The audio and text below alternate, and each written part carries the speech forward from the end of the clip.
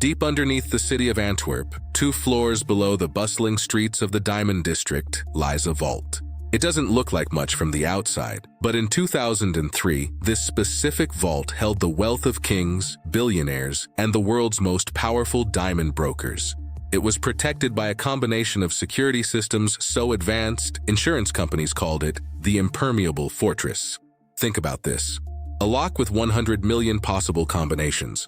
A light sensor that could detect the flash of a smartphone from 50 feet away. Infrared detectors that sensed the body heat of a mouse. Magnetic fields that, if broken by even a millimeter, would instantly lock down the entire grid. Experts mathematically proved it.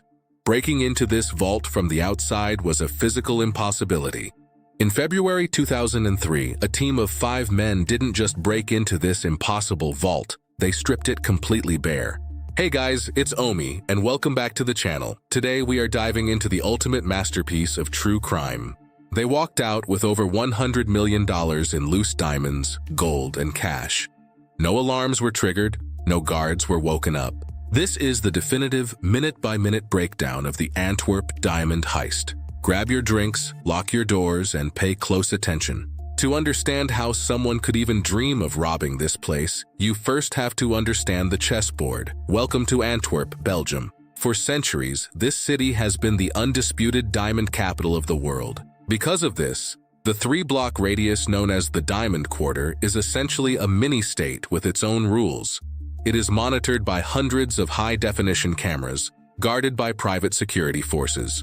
Roughly 80% of all rough diamonds on the entire planet pass through these specific square blocks. Every single day, hundreds of millions of dollars are traded here in cash and gems. It is watched by undercover detectives 24 hours a day, 7 days a week. At the absolute heart of this district stands a building, the Antwerp World Diamond Centre. Inside this building, wealthy merchants from all over the globe conducted their business. And beneath their feet, in the deep basement, lay the Holy of Holies, the main vault. It was a private bunker. The people who owned safety deposit boxes inside were not just ordinary wealthy people. They were the elite. They trusted this vault more than they trusted central banks. They believed that once their diamonds were behind that 3-ton steel door, they were safer than if they were on Mars. But they made one crucial mistake. They underestimated the sheer terrifying patience of a man named Leonardo Notarbartolo. Meet Leonardo Notarbartolo. If you saw him walking down the street, you would think he was a high-end fashion designer, a wealthy vineyard owner, or perhaps a successful international businessman. He was charming, spoke with a soft, confident Italian accent, and had an eye for luxury. But Leonardo lived a double life. To the authorities in Italy, he was known as the undisputed leader of the School of Turin. This wasn't an academic school. It was an elite, highly secretive syndicate of Italian thieves. They weren't street thugs. They didn't use violence. They didn't use guns. They were artists of crime. They studied high-tech locks like scientists study disease. They spent years analyzing structural architecture. And around the year 2000, a mysterious diamond dealer approached Leonardo with a proposition. He told Leonardo, "There is a vault in Antwerp. If you can get inside, your family will never have to work for the next 10 generations." Leonardo simply smiled and said, "Let me go take a look." The year is 2000. Leonardo Notarbartolo arrives in Antwerp. A lesser criminal would have tried to scope out the building from a car. Leonardo walked right through the front door. He rented a small office inside the Antwerp World Diamond Centre itself. He registered as a legitimate gemstone importer, set up fake companies, and actually started trading diamonds to look completely legitimate. For 3 long years, Leonardo became a ghost in plain sight. He wore $5,000 Brioni suits, bought coffee for receptionists, and chatted with security guards about football. He became such a familiar, trusted face that the guards eventually stopped looking at his security badge altogether. He was just Leo, the nice Italian guy from the 5th floor.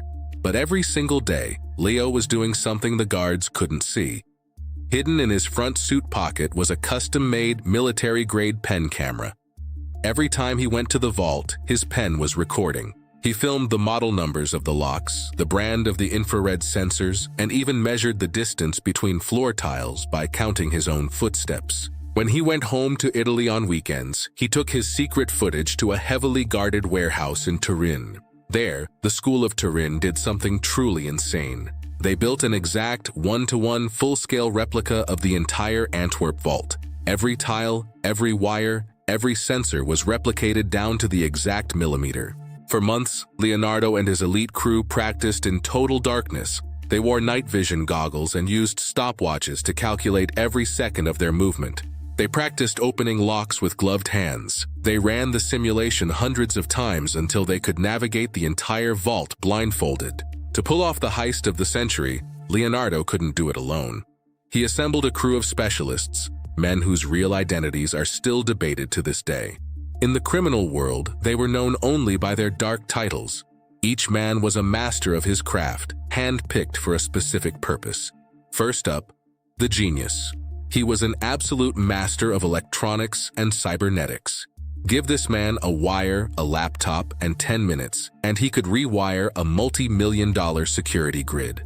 He was the one who spent months analyzing the infrared and magnetic sensors of the Antwerp vault, making it look like everything was normal while the system was actively being dismantled.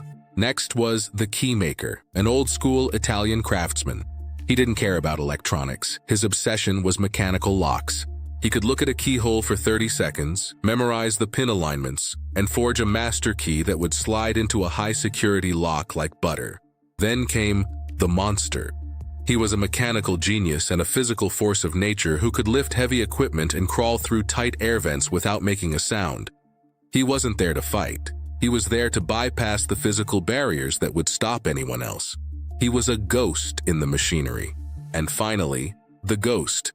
A man who specialized in bypassing alarm systems and motion detectors using physical countermeasures. Together with Leonardo, the coordinator, these 5 men formed the most lethal, sophisticated burglary crew the world had ever seen. The date for the operation was set, the weekend of February 15th, 2003. Why? Because that weekend, the annual Antwerp Diamond Gala was happening. The building would be mostly empty, the city would be distracted, and the vault would be loaded to the ceiling with valuable stock. Everything was ready. February 15th, 2003, 11:42 p.m., the operation begins. Leonardo Notarbartolo takes his position. He parks a luxury vehicle a few blocks away, acting as the lookout and communication hub. He has a police scanner in his ear and a high-frequency radio in his hand. The stage is set for the others. Meanwhile, the other 4 men approach the rear of the Antwerp World Diamond Centre. They climb over a sidewall, dropping into a private courtyard dead zone. 1:15 a.m. The crew enters the building's basement through a pre-scouted utility shaft. They are now just meters away from the main vault door. This is where the impossible security begins. Layer 1. The light sensor. The hallway leading to the vault is pitch black. If they turn on a flashlight, the light sensor will detect the change and trigger a silent alarm. The ghost steps forward in pitch darkness. Using his spatial memory, he walks perfectly straight, reaches up, and places a pre-cut piece of heavy black tape directly over the lens. 2:10 a.m. They reach the massive 3-ton steel vault door. Layer 2, the magnetic field. If the door opens even a fraction of an inch, the magnetic circuit breaks. The genius steps up with a custom-made aluminum brace. He bolts it to the frame and the door simultaneously. When the door eventually opens, the sensor still thinks it's shut tight. 3 a.m. The keymaker steps forward. He pulls out a duplicate he spent months crafting in Italy based on pen camera footage. He inserts it into the keyhole. He turns it. Click. The massive internal deadbolts slide open. The door swings open silently, but they aren't safe yet. Inside lies the final, most terrifying defense, the infrared heat detector. 3:30 a.m. The moment the door opens, the infrared sensor begins scanning for human body heat. If it detects anything above ambient temperature, the building goes into lockdown. The monster enters the room doing something bizarre. He holds a massive piece of insulated styrofoam cardboard in front of his body, moving at a snail's pace, less than 1 inch per second. By moving with robotic slowness, he reaches the sensor on the ceiling and slides a custom plastic cover over it. The sensor is now blind. 4 a.m. They are in. The School of Turin is standing inside the most secure vault in Europe, and the security grid thinks the room is completely empty and locked. Now, the clock is ticking. They have exactly 3 hours before the sun comes up and the morning shift changes. They begin attacking the individual safety deposit boxes. The monster and the keymaker pull out heavy-duty slide hammers and custom tools. They don't check what's inside carefully. They simply smash, pull, and dump. High-grade blue diamonds, bags of raw emeralds, stacks of Swiss francs, everything is thrown ruthlessly into heavy-duty black trash bags. They crack open over 100 individual safes. The floor of the vault becomes a sea of discarded velvet boxes, leather casings, and paperwork. By 5:45 a.m., they have filled several massive bags. The weight of the loot is so heavy it takes 2 men to lift each bag. They lock the vault door, remove their equipment, and exit the building the way they came in. By the time the sun rises, they are already on the highway. They had just pulled off the perfect crime. This is the point in the movie where the criminals win. They beat the tech, they beat the guards, they beat the system. But human psychology is a strange thing. The grander the genius, the more pathetic the failure. While driving toward Italy, the crew began to experience a massive adrenaline crash. Panic and paranoia started creeping in. Leonardo Notarbartolo told his partner, "Look, we need to get rid of the trash in the car. The tools, the leftover food, the empty bags. Pull over into that forest up ahead." But the partner's nerves were completely shattered. Instead of burning it, he simply threw the trash bags deep into a muddy bush, ran back to the car, and screamed at Leonardo to step on the gas. Leonardo, assuming the job was done, drove away. They thought they were safe. But just a few hours later, the perfect crime met its match. A local Belgian man named August van Camp was walking through his private hunting grounds. He was a man who absolutely loathed littering. When he saw a massive pile of fresh plastic trash bags dumped carelessly on his property, he flew into a rage. He thought it was just lazy teenagers. He opened one of the bags to see if he could find a name. What he found made his heart stop. Scattered among old papers were loose diamonds and rolls of specialized electrical wire. August immediately called the local police. When detectives arrived, they realized they had just stumbled upon the disposal site of the century. Inside those bags, they found something incredibly mundane but completely fatal for the School of Turin: a half-eaten salami sandwich. A receipt from an Antwerp grocery store bought just days prior, and a small, crumpled paper invoice addressed to none other than Leonardo Notarbartolo. The Belgian police ran the DNA off the salami sandwich. It was a flawless, undeniable match. The mastermind had been destroyed by a piece of cured meat and a panicked friend. Leonardo Notarbartolo was arrested shortly after. True to the code of honor of the School of Turin, he never broke under interrogation. He took the entire hit himself. He was sentenced to 10 years in a Belgian prison. He served his time quietly, looking like a relaxed gentleman even behind bars. He was released on parole in 2009, and to this day he lives a quiet life back in Italy. But the story doesn't end there. But here is the final, mind-bending twist that keeps investigators awake at night. When Leonardo was arrested, he didn't have the gems. When his house was raided, it was empty. To this very day, 23 years later, not a single one of those stolen diamonds has ever resurfaced. $100 million in wealth completely vanished into thin air.